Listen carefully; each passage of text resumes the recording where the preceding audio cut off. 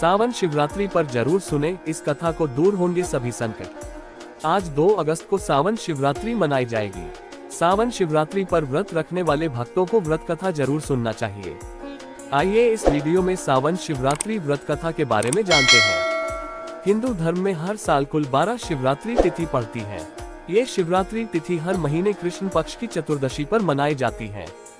इन शिवरात्रियों में महाशिवरात्रि तथा सावन शिवरात्रि बहुत धूमधाम से मनाई जाती है। आज 2 अगस्त को सावन शिवरात्रि मनाई जाएगी। सावन शिवरात्रि पर भगवान शिव तथा माता पार्वती की पूजा करना मंगलमय होता है। सावन शिवरात्रि पर व्रत रखने वाले भक्तों को व्रत कथा जरूर सुनना चाहिए। धार्मिक मान्यताओं के अनुसार कथा का पाठ करने से सावन शिवरात्रि व्रत का पूर्ण फल मिलता है। मान्यता है कि इस दिन शिवरात्रि व्रत कथा का पाठ करने से भक्तों को बहुत लाभ होता है और उनके जीवन में सुख समृद्धि का आगमन होता है।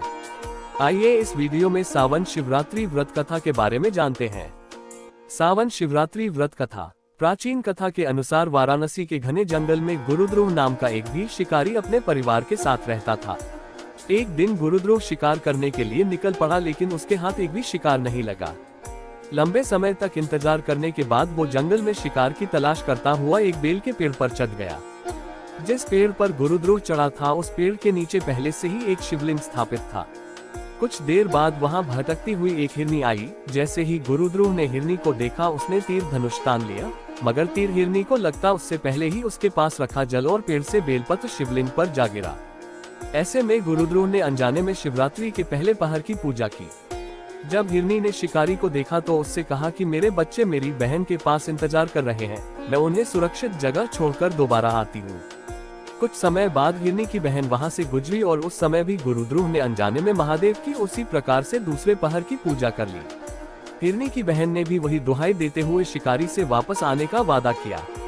दोनों हिरनियों को खोजता हुआ जब तीसरे पहर में हिरण पहुंचा तो इस बार भी ऐसी ही घटना घटित हुई और शिवरात्रि के तीसरे पहर की भी पूजा शिकारी ने अनजाने में कर ली।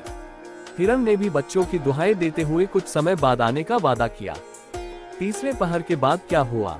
3 पहर बीतने के बाद तीनों हिरण हिरनी वादे के मुताबिक शिकारी के पास वापस लौट आए, मगर इस बीच भूख से तड़पते हुए पेड़ से बेलपत्र तोड़ते तोड़ते वो नीचे शिवलिंग पर डालने लगा और इस तरह चौथे पहर की भी पूजा हो गई। चारों पहर भूखा प्यासा रहते हुए और अनजाने में भगवान की पूजा करके गुरुद्रोह के सभी पाप भूल गए। तब भगवान शिव ने प्रत्यक्ष रूप से दर्शन देकर उन्हें आशीर्वाद दिया कि त्रेतायुग में भगवान विष्णु के अवतार श्री राम उसके घर पधारेंगे और उसे मोक्ष की प्राप्ति मिलेगी। इस प्रकार अनजाने में किए गए शिवरात्रि व्रत से भगवान शंकर ने शिकारी को मोक्ष प्रदान कर दिया। सावन की शिवरात्रि पर जरूर सुने यह व्रत कथा, शिव जी दूर करेंगे सभी कष्ट। सावन शिवरात्रि का व्रत सावन महीने की कृष्ण पक्ष की चतुर्दशी तिथि को मनाया जाता है।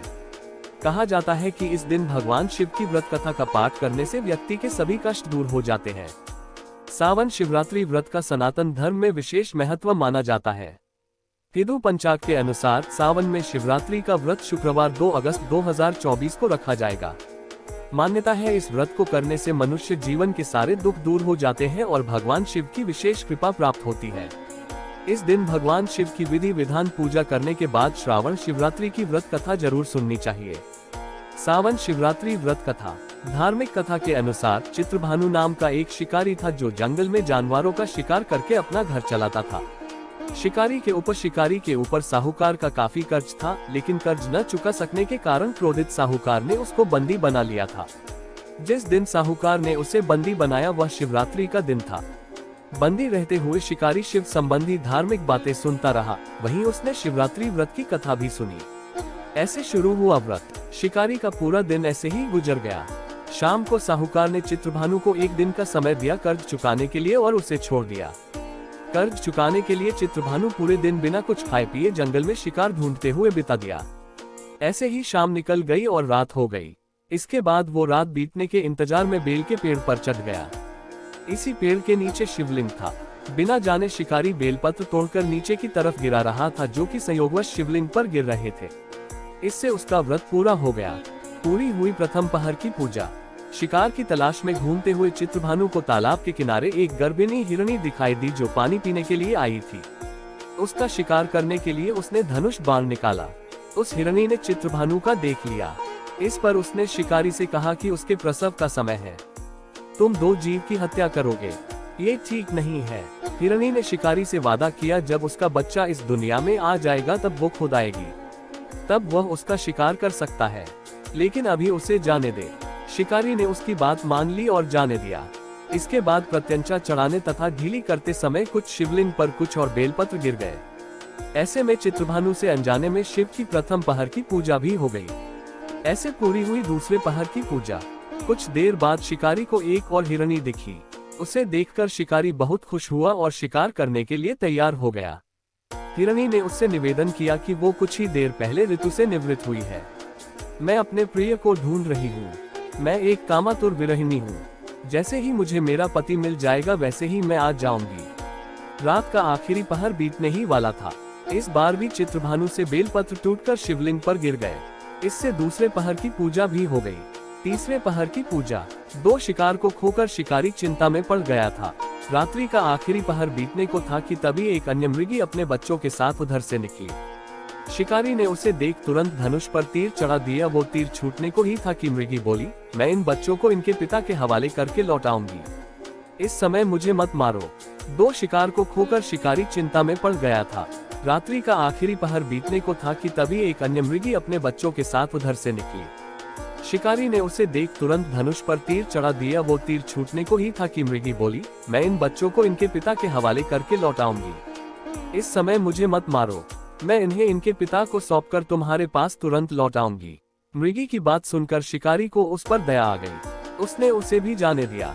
मैं इन्हें इनके पिता को सौंपकर तुम्हारे पास तुरंत लौटाऊंगी। मृगी की बात सुनकर शिकारी को उस पर दया आ गई। उसने उसे भी जाने दिया।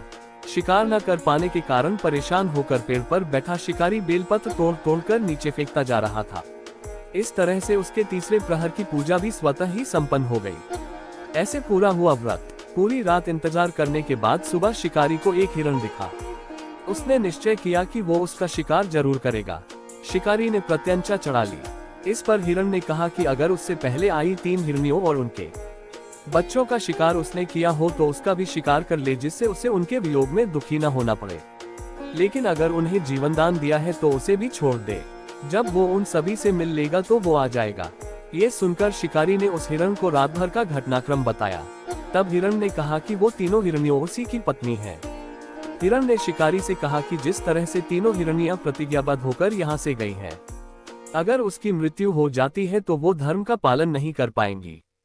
हिरण ने कहा कि जिस तरह उसने विश्वास कर हिरनियों को जाने दिया उसी तरह से उसे भी जाने दे। वह जल्दी ही पूरे परिवार के साथ शिकारी के सामने हाजिर हो जाएगा। जाने अनजाने में ही सही उपवास, रात्रि जागरण और शिवलिंग पर बेलपत्र चढ़ने से शिकारी का हिंसक हृदय अब निर्मल हो गया था। उसके हाथ से धनुष छूट गया और उसने मृग को जाने दिया। थोड़ी देर में वह मृग सपरिवार शिकारी के सामने उपस्थित हो गया, किंतु जंगली पशुओं की ऐसी सत्यता और सामूहिक प्रेम भावना देखकर शिकारी को बड़ी ग्लानि महसूस हुई। उसने मृग परिवार को जाने दिया और अपने कठोर हृदय को जीव हिंसा से सदा के लिए हटा दिया। शिकारी के ऐसा करने पर भगवान शंकर ने प्रसन्न होकर उसे अपने दर्शन दिया और उसे सुख समृद्धि का वरदान देकर गुहनाम प्रदान किया। आशा करता हूँ कि आपको ये हमारी वीडियो जरूर पसंद आई होगी। अगर आपको ये हमारी वीडियो पसंद आई हो तो हमारे चैनल को सब्सक्राइब करके बेल आइकन जरूर दबाएं और लाइक शेयर कमेंट जरूर करें और अपने दोस्तों परिवारजनों के साथ भी शेयर करें। भगवान भोलेनाथ की कृपा आप सभी पर बनी रहे और कमेंट में हर हर महादेव जरूर लिखें। हर हर महादेव।